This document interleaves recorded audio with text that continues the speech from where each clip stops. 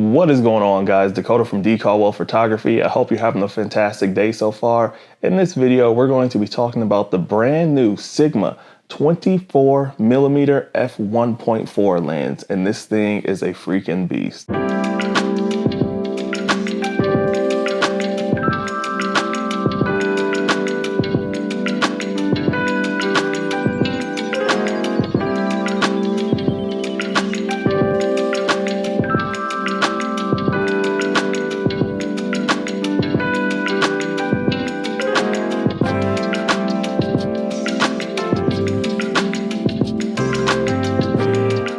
If you're new to the channel, thanks so much for stopping by. I'm a photographer based out of Milwaukee, Wisconsin that specializes in portrait photography. So if you like what you see on the channel, make sure you give it a big thumbs up, as well as click that subscribe button so you don't miss any upcoming content. So this new Sigma 24mm DGDN lens. First off, those DGDN lenses that are coming out, the new line from Sigma, phenomenal. Y'all know I'll link it somewhere at the top here, but the 85mm that came out a year or so ago from Sigma, phenomenal lens, probably my favorite portrait lens to use on a day-to-day basis. But these special DGDN lenses that Sigma's been coming out with, not only are they super affordable, they're lightweight, and they definitely get the job done. In my opinion, they rival a lot of the image quality from the G Master series from Sony. So when you think of portrait photography, the first couple lenses that come to mind will be a 50, right? A 85, a 105, even a 35 for that environmental portrait look,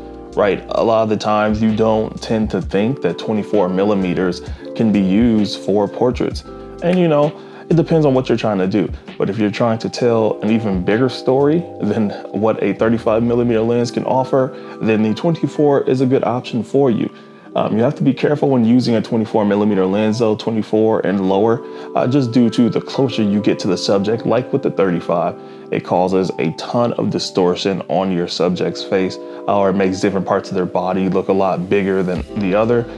So again, being really careful and mindful when shooting with a lens like this. But for the sake of using this bad boy, I took this out during the last part of the sunset here. Went down to a beach, ending the summer, of course, in a fashion that only we know how, and getting some really decent pictures like that. So we went down to the local beach in our area and shot this 24mm f1.4 lens. And I will say, showing some of the images on the screen right now, they turned out fantastic. Shooting from the different variant apertures from this lens here, from wide open to not, it is a phenomenal option for portraits. So with these images, I really wanted to again capture a bunch of the scenery, a bunch of the background. I didn't have any sort of ND filter on here, so we're just shooting straight out with this lens at around like an f8 or so, just trying to capture as much of the detail in the sky as possible, as well as to make sure that our model is well lit too. So not too much of an issue during the daytime, but you know, as the sun started to decrease a little bit, you had to get to playing around with some of the settings. And then, you know, switching to f1.4 wasn't a horrible thing in terms of taking photos with this lens. I think one of the biggest issues with the YouTube photography section now is the gear envy portion of everything. Making people feel that they have to go buy the latest and greatest gear in order to mimic some of their favorite photographers' look. You know, it's not always the case. In this scenario, I wanted to make sure that I paired this lens with a camera that is not only a little bit older than a lot of the new stuff like the A1, the R5, the Z9, but make sure that I paired it with something that I own, something that I use on a normal day-to-day basis, and something that isn't the latest and greatest to give people an idea of the type of images they can create. So for this shoot, I used the Sony A7R III, and of course I paired that with the 24mm from Sigma. I was gonna do the A7 III at first, but then I thought, hey, I might be stepping away quite a bit for some images of the model and the background. So I wanted to be able to crop in a lot to not lose any details. And that's where my A7R III came in handy. So again, all these images were shot and recorded on the A7R III and the 24mm GGDN f1.4 Sigma lens. So taking a look at some of the non-Super 8 edited video clips from the A7R III and the Sigma 24mm lens,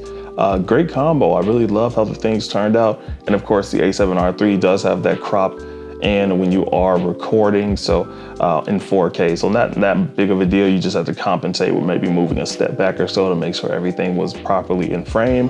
But overall, I loved it. I mean, I didn't really have an issue with the focus hunting or any sort of focus breathing or anything with this lens, though it is there. It's just that, you know, for clips specifically like this, you know, you're gonna edit over or completely mute the sound. So just to keep in mind, there is a little bit of focus breathing on the Sigma 24mm lens, with nothing that's like too crazy that'll interrupt like any of your audio.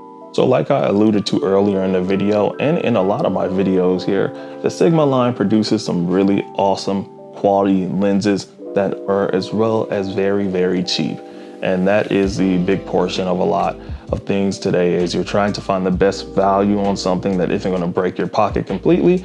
Again, these DGDN lenses are perfect for that, because like I said, the 85 that I have is great. I won't need another portrait lens for a while now, but this can definitely serve as my talking head video lens. It can also serve as a vlogging lens if I need to go out and do some vlogging randomly. It's an overall like really good lens, and guess what? It's only $800, right? $799. So this is a phenomenal price tag for a phenomenal lens. As the sun started to completely set and there wasn't all the light outside, shooting with an f1.4 lens is super helpful because it lets in so much more light than what you can use with an f2.8 or anything like that, right? Being able to stop all the way down at f1.4 on this 24mm lens, it separated my model from the background. You know, everything was blurred out, and there were quite a few people out there too. Of course, it was a Friday night, so of course folks are out there just trying to enjoy themselves, but the ability to be able to stop all the way down to f1.4 and just completely separate her from everything else was a huge plus. And I really loved how these images turned out here at f1.4. So shooting with a 24mm lens can be a little bit tricky because, like I mentioned, it's way wider than a 35mm lens, right? The 35mm is known for environmental portraits. So this would be probably like a super environmental portrait lens, right?